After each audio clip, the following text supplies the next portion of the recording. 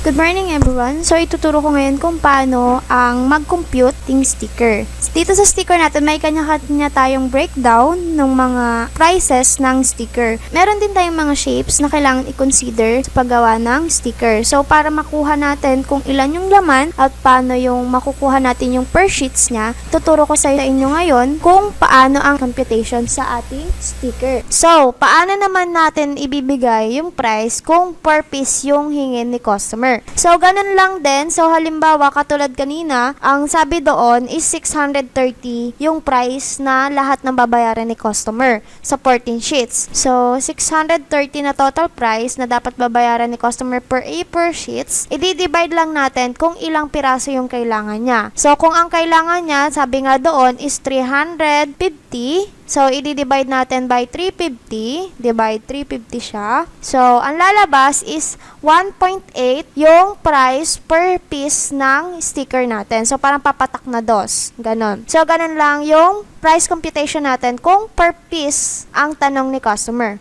Pero kung hindi naman niya tinatanong yung per piece, per sheets na lang. Para wag na natin pahirapan sarili natin mag-compute. Per sheets na lang. Since sheets yung binebenta natin doon sa ating price list. Okay?